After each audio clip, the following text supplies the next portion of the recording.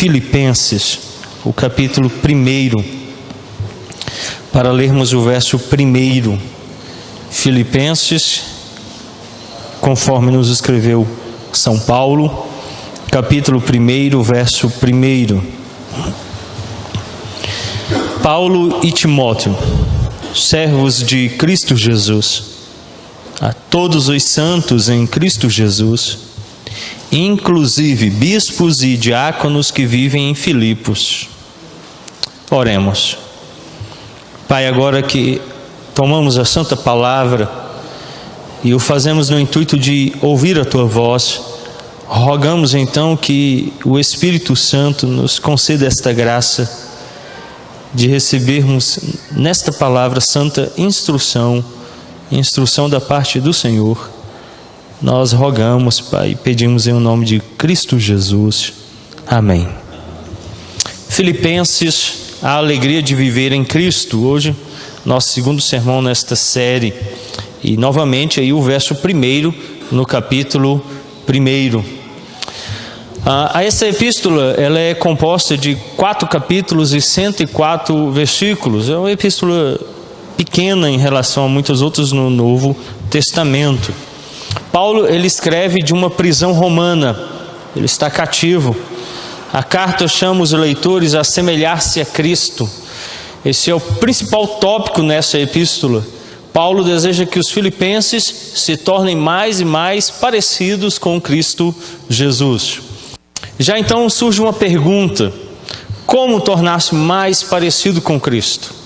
E essa de fato é a nossa luta, essa é a batalha na vida cristã. Fazermos perecer o velho homem e viver o novo homem, aquele que se assemelha a Cristo Jesus. A resposta então dada por Paulo a esta pergunta é: conhecer Cristo nos seus sofrimentos de morte e no poder da sua ressurreição. Olha o capítulo 3 de Filipenses, o verso 10. Para o conhecer e o poder da sua ressurreição e a comunhão dos seus sofrimentos, conformando-me com ele na sua morte. Paulo, então, ao rogar que os filipenses se assemelhem mais e mais com a pessoa de Cristo, apresenta no verso 10 do capítulo 3 como isso é possível.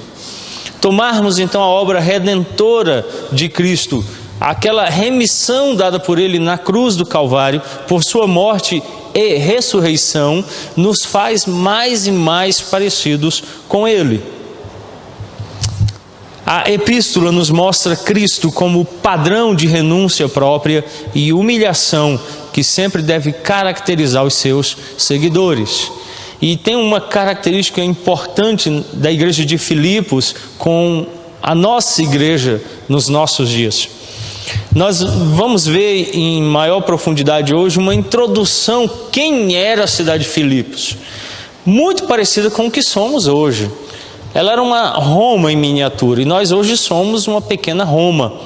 Nós vivemos em torno do materialismo, nós nos fazemos pequenos deuses como César fazia, nós confiamos no poder político, nós confiamos no dinheiro.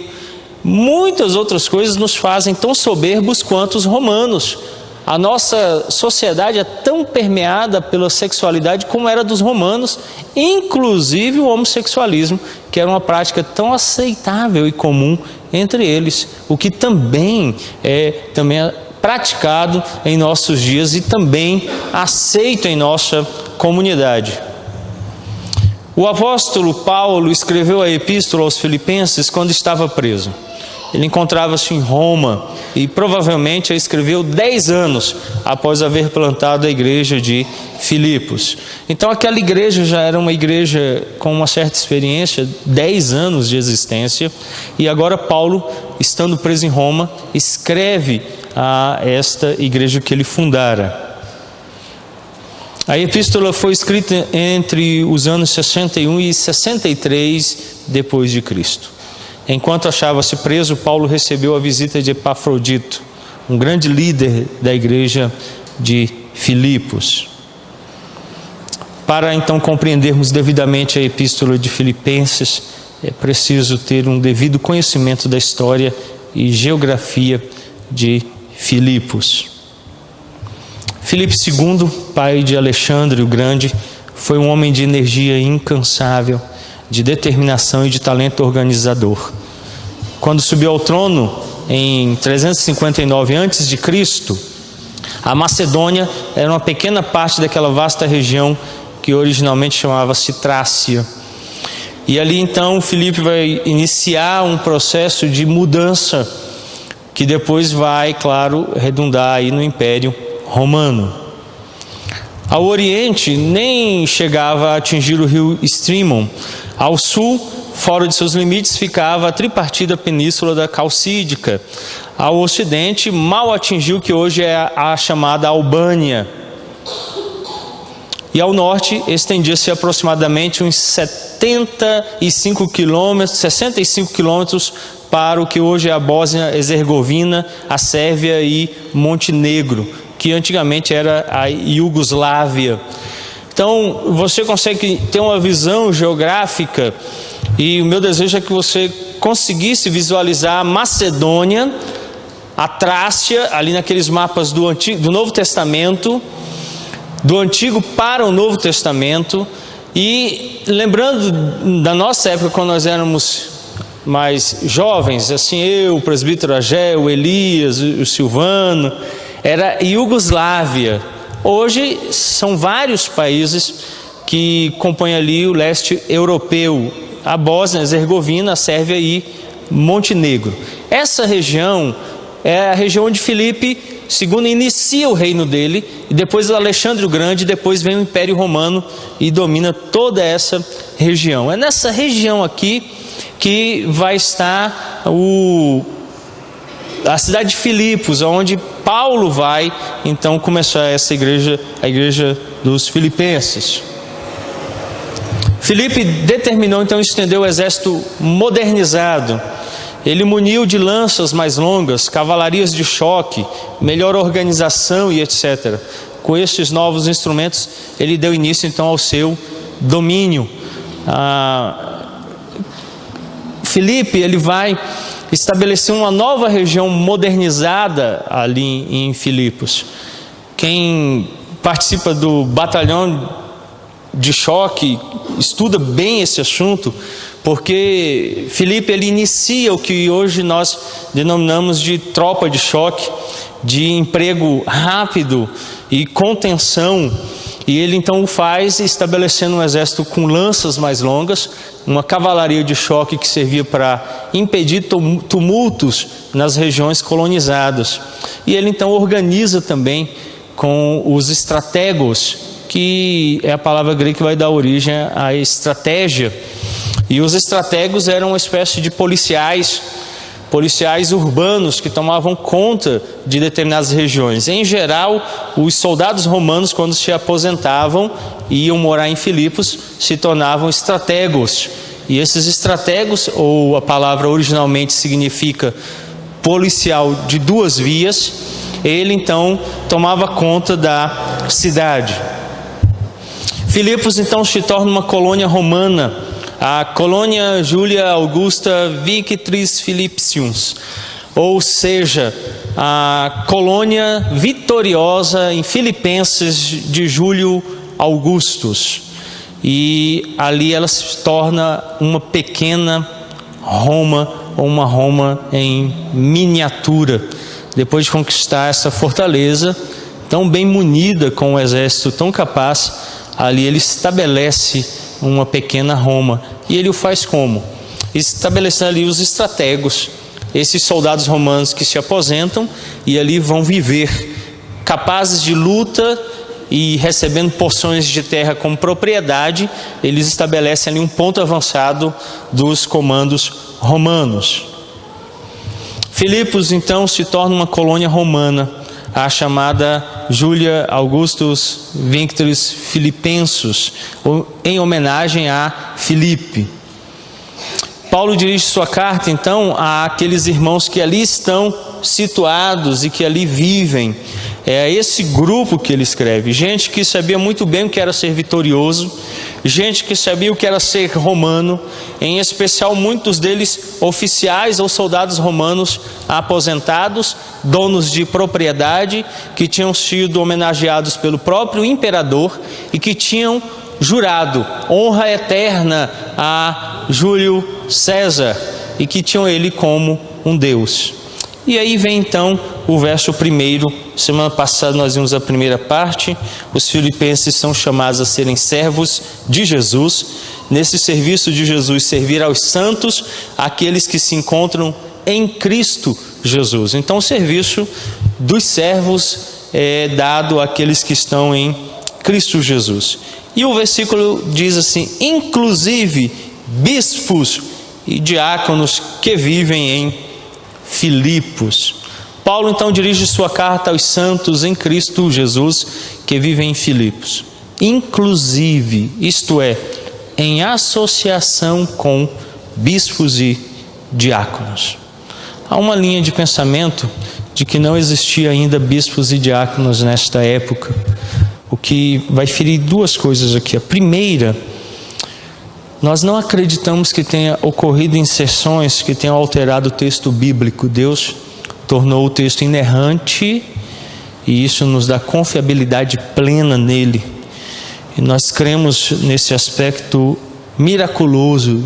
O Espírito Santo tem preservado a verdade transmitida. E negamos, portanto, aquilo que defendem os liberais, que possa ter ocorrido uma inserção tardia aqui para defender um princípio da eclesiologia na igreja moderna.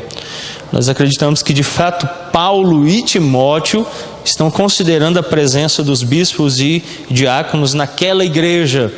O segundo princípio é que nós acreditamos que o presbiterato, ele procede do Antigo Testamento, como nós já vimos aqui um sermão lá em Josué 24 e também sermão pregado já lá em Êxodo, onde Deus chama a liderança de Israel e ali ele estabelece o presbiterato.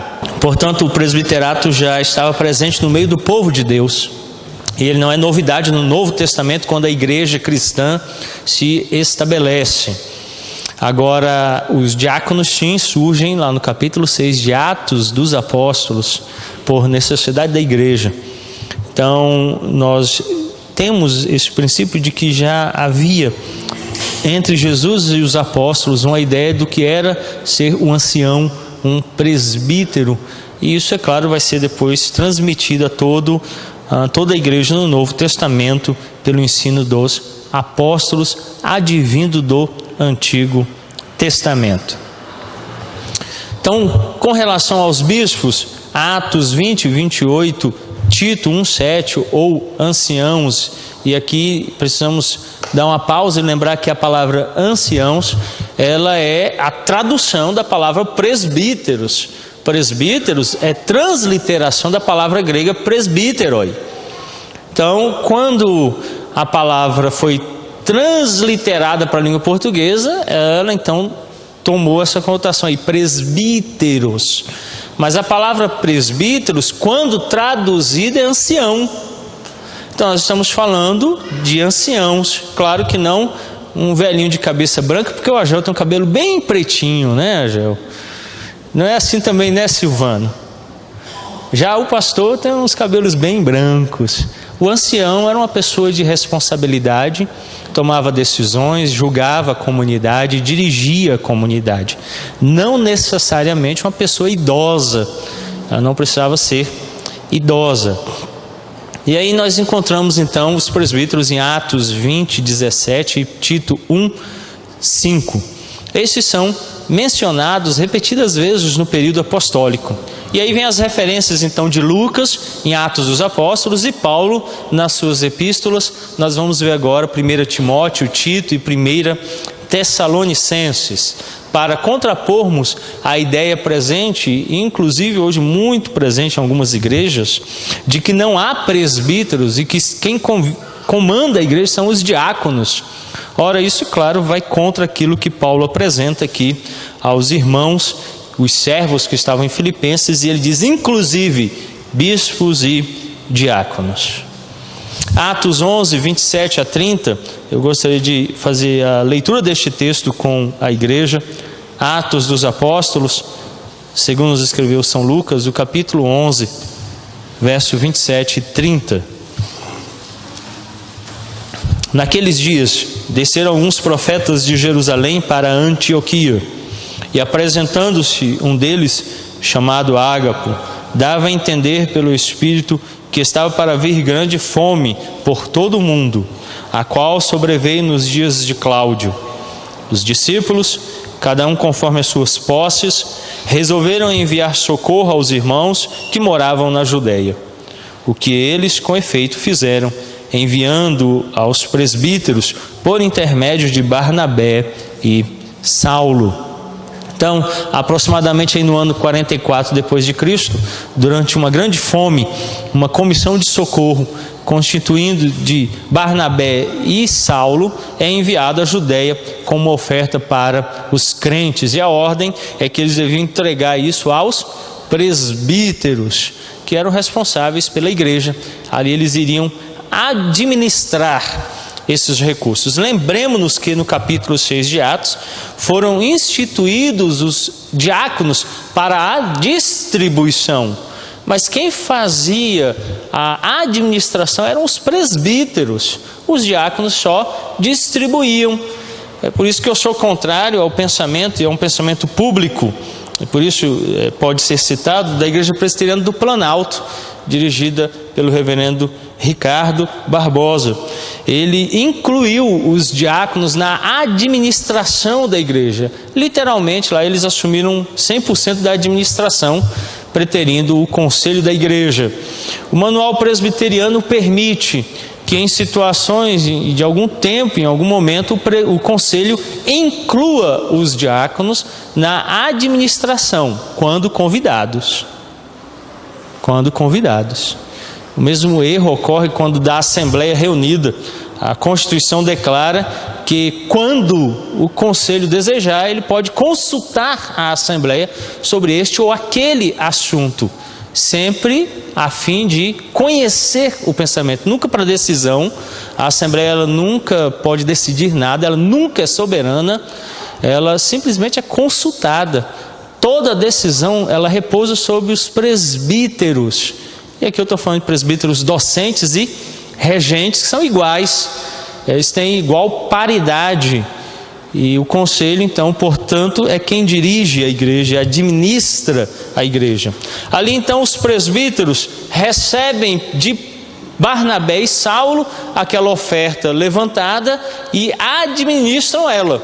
E os diáconos fazem a distribuição. Esse é o princípio encontrado aqui no Novo Testamento. Essa oferta ela é entregue aos anciãos, e não surpreende que já existissem anciãos nesta comunidade judaico-cristã, porque já no Antigo Testamento a ideia dos anciãos dirigindo a comunidade, cuidando de Israel, o povo de Deus, ela é presente e notória, como já vimos em 3 sermões da série da liderança bíblica. Agora, Atos, o capítulo 14, o verso 23. Atos dos Apóstolos, capítulo 14, verso 23. E promovendo-lhes em cada igreja a eleição de presbíteros, depois de orar com jejuns, os encomendaram ao Senhor em quem haviam crido. Mais ou menos entre 44 e 50 depois de Cristo, em sua primeira viagem missionária, Paulo elegeu bispos em cada igreja. Ele elege aqui os presbíteros. Aqui uma correção. A eleição dos oficiais, ela não é de concorrência entre os pares. Não funciona assim. Então, se o conselho abre 3 vagas para o presbiterato, ele vai indicar 3 irmãos para o presbiterato. Nunca indicará 6, 5 irmãos sobrando. A ideia não é de concorrência entre eles. A eleição não é para isso. A eleição é a igreja de forma pública, dizendo que reconhece nesses irmãos todas as características para o ofício. Lembram da lista dada lá dos ofícios? Pegando aquela lista, é por isso que o manual presbiteriano determina que 15 dias antes da eleição, o pastor dê instrução bíblica sobre aquele cargo. Diante dessa instrução bíblica, a igreja então tem os parâmetros para olhar para aquele que foi indicado pelo conselho e dizer: nós o aprovamos. Se ele recebe não suficiente para não aprovar, a igreja está dizendo: irmão, você não alcançou os parâmetros mínimos para ser oficial, e nós aguardamos que você continue crescendo para que em momento ou outro você se torne oficial. Então às vezes eu vejo em algumas igrejas irmãos concorrendo com irmãos pelo cargo. A eleição não é uma eleição de concorrência, ela é uma eleição de confirmação. Então Paulo vai e ele nas igrejas chama essas igrejas para que ali elas possam eleger presbíteros. E essa eleição então faz com que ali sejam instituídos esses oficiais. A igreja, que é a voz do Espírito Santo ali falando, naquele momento de culto, ela diz sim para aqueles homens que são apresentados para servi-la. 1 Tessalonicenses agora, o capítulo 5. 1 Tessalonicenses capítulo 5, versos 12 e 13. Agora vos rogamos, irmãos, que acateis com apreço os que trabalham entre vós e os que vos presidem no Senhor e vos admoestam, e que os tenhais com amor em máxima consideração, por causa do trabalho que realizam. Vivei em paz uns com os outros. Aproximadamente estão aí no ano 52, em sua segunda viagem missionária, a mesma viagem durante a qual a igreja de Filipos foi fundada, o apóstolo escreve aos Tessalonicenses. E aí, nessa carta, ele fala de como eles devem cuidar dos presbíteros, daqueles que cuidam da igreja, dirigem a igreja. Até então, agora vocês estão vendo que antes da existência da igreja dos Filipenses, Paulo já fala da existência dos presbíteros, desse cargo, do funcionamento dele. A negação de que lá em Filipenses não existissem ali os oficiais como descritos, presbíteros e diáconos, é uma negação da verdade bíblica claramente declarada em todo o Novo Testamento. E aí Paulo então roga aos irmãos que aqueles que trabalham entre eles sejam considerados com amor em máxima consideração, para que eles então sejam admoestados e sejam presididos, dirigidos no Senhor. A palavra aqui, episcopos e bispo, fala dessa ideia daqueles que presidem, dirigem, supervisionam a obra. E eles então, claro, devem ser considerados como o apóstolo aí ordena. Atos agora, novamente, o capítulo 20, para lermos os versos 17 a 38, Atos dos Apóstolos, capítulo 20, verso 17 a 38. De Mileto mandou a Éfeso chamar os presbíteros da igreja, e quando se encontraram com ele, disse-lhes: vós bem sabeis como foi que me conduzi entre vós em todo o tempo, desde o primeiro dia em que entrei na Ásia, servindo ao Senhor com toda a humildade, lágrimas e provações que, pelas ciladas dos judeus, me sobrevieram, jamais deixando de vos anunciar coisa alguma proveitosa, de vou-la ensinar publicamente, e também de casa em casa, testificando tanto a judeus como a gregos o arrependimento para com Deus e a fé em nosso Senhor Jesus Cristo. E agora, constrangido em meu espírito, vou para Jerusalém, não sabendo o que ali me acontecerá, senão que o Espírito Santo, de cidade em cidade, me assegura que me esperam cadeias e tribulações. Porém, em nada considero a vida preciosa para mim mesmo, contanto que complete a minha carreira e o ministério que recebi do Senhor Jesus, para testemunhar o Evangelho da graça de Deus. Agora, eu sei que todos vós, em cujo meio passei pregando o reino, não vereis mais o meu rosto. Portanto, eu vos protesto no dia de hoje que estou limpo do sangue de todos, porque jamais deixei de vos anunciar todo o desígnio de Deus. Atendei por vós e por todo o rebanho sobre o qual o Espírito Santo vos constituiu bispos, para pastoreardes a igreja de Deus, a qual ele comprou com o seu próprio sangue.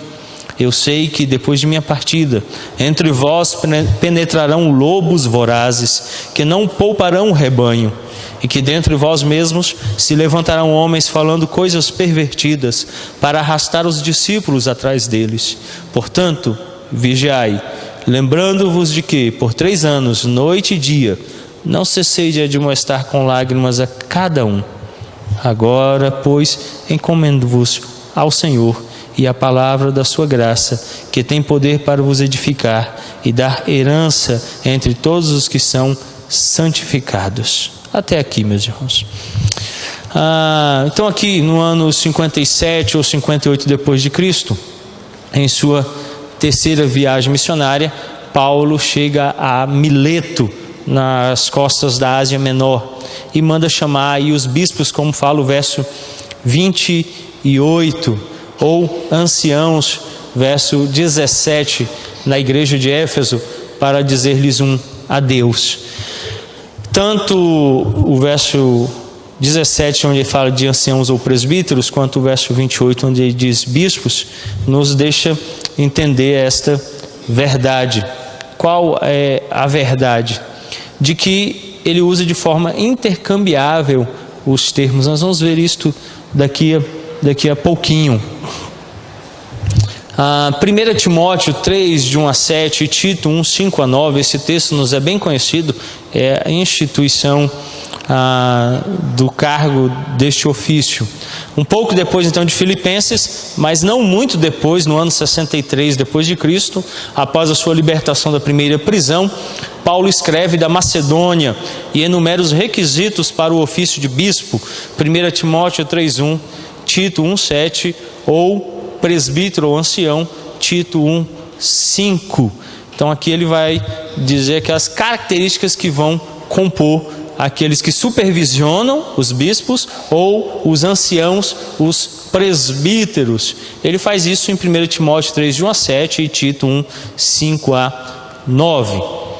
Ainda que haja quem conteste uma comparação entre os versos 1 e 17 de Atos 20 e entre os versos 5 e 7 de Tito 1, eles indicam que anciãos e bispos são claramente a mesma pessoa, só os designando por palavras distintas. Por exemplo, eu já falei disso aqui em momento ou outro, não é errado vocês chamarem os presbíteros regentes de pastores, porque eles também pastoreiam o rebanho, eles também são pastores do rebanho.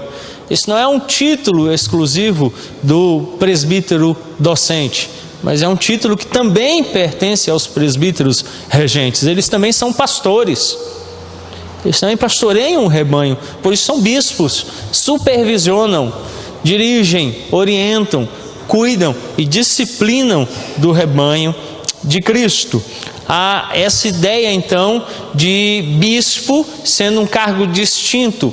Isso vem claro da tradição católica apostólica romana e hoje muito presente nas igrejas evangélicas, de uma hierarquia essa muitas vezes conquistada com sangue, e literalmente com sangue, e as pessoas então ali vão alcançando os cargos superiores até se tornarem, dentro do evangelicalismo, ou apóstolos, ou patriarcas, como gostam de ser chamados agora, ou no catolicismo chegarem ao cargo máximo, que é o de Papa, ou pai da igreja.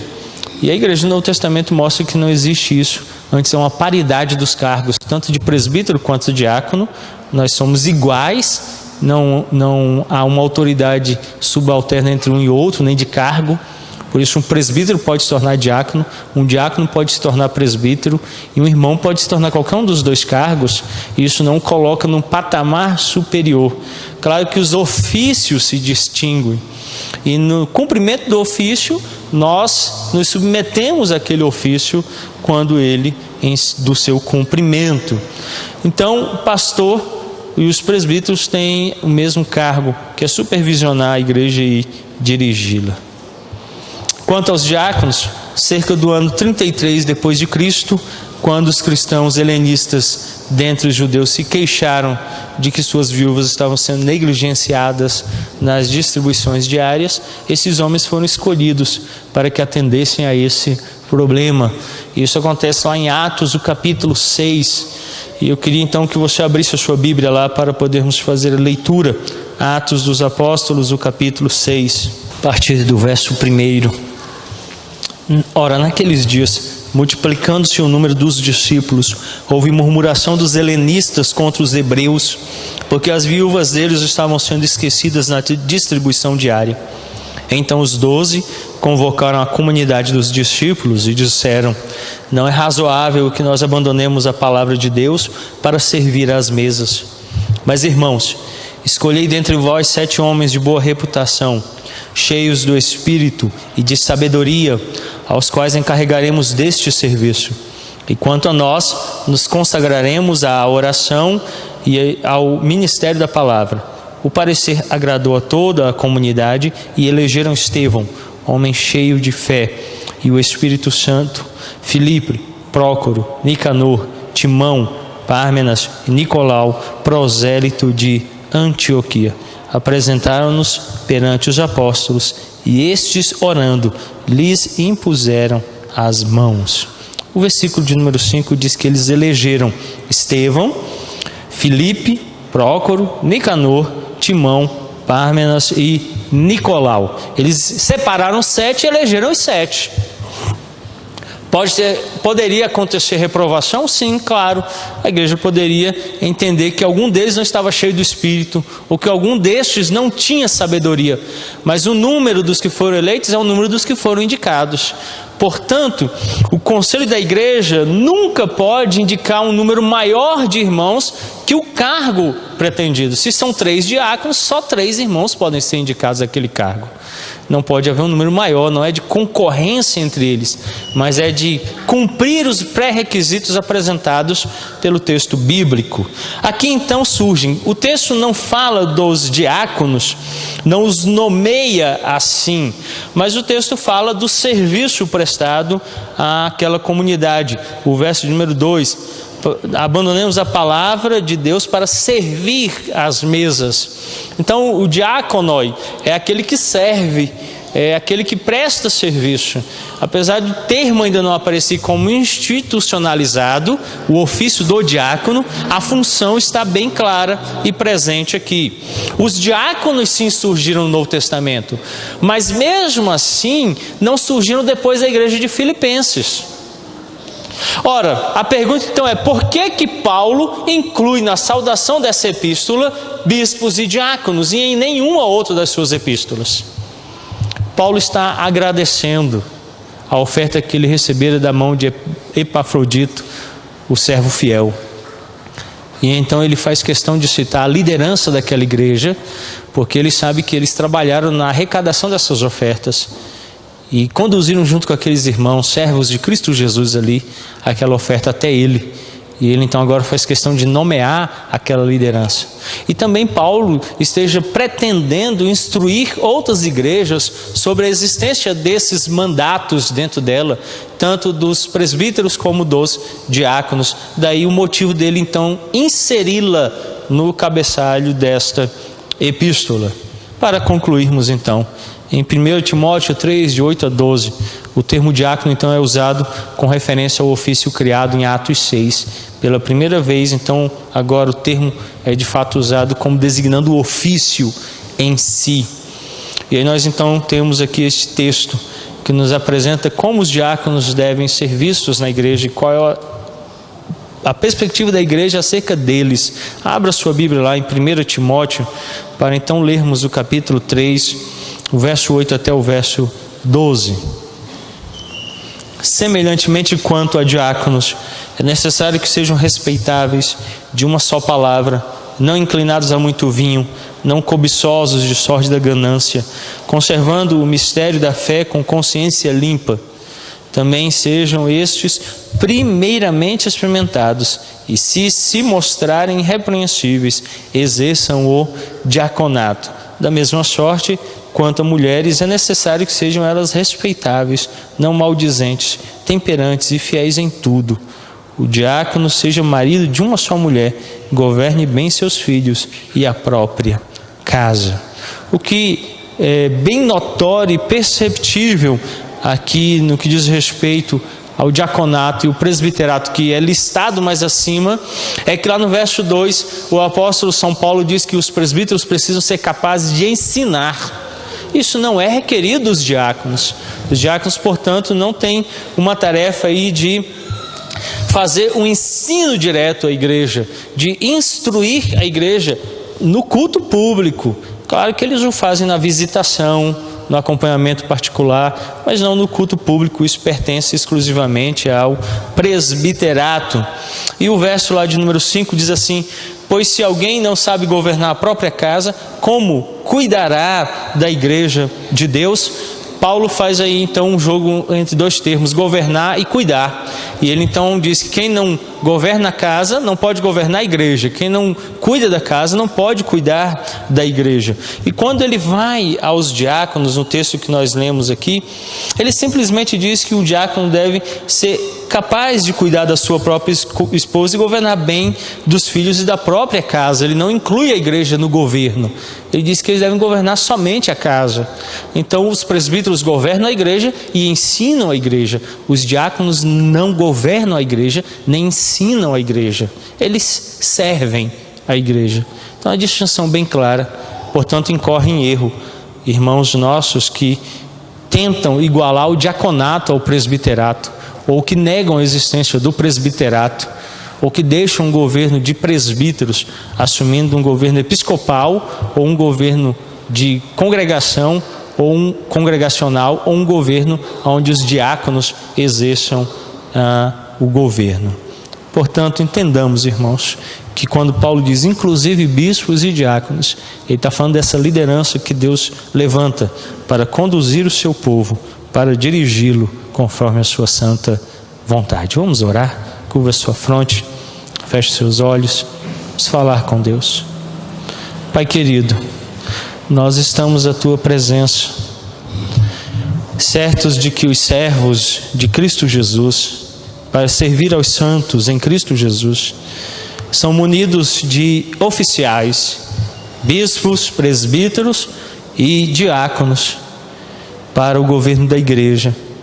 Ajuda-nos, ó bondoso Deus, a nos submetermos a esses irmãos nossos, que embora pecadores e falhos, são chamados pelo próprio Espírito Santo, são aprovados pela igreja em eleição, para supervisioná-la no ensino no governo, bem como no serviço prestado pelos diáconos a ela. Que assim sejamos edificados, que assim seja construído o corpo de Cristo, por esses homens que são chamados a um oficialato, que é claro e perceptível em toda a Escritura. Dar-nos esta graça de nos submetermos àqueles que o Senhor tem levantado para o nosso bem. É o que oramos em nome de Cristo Jesus. Amém.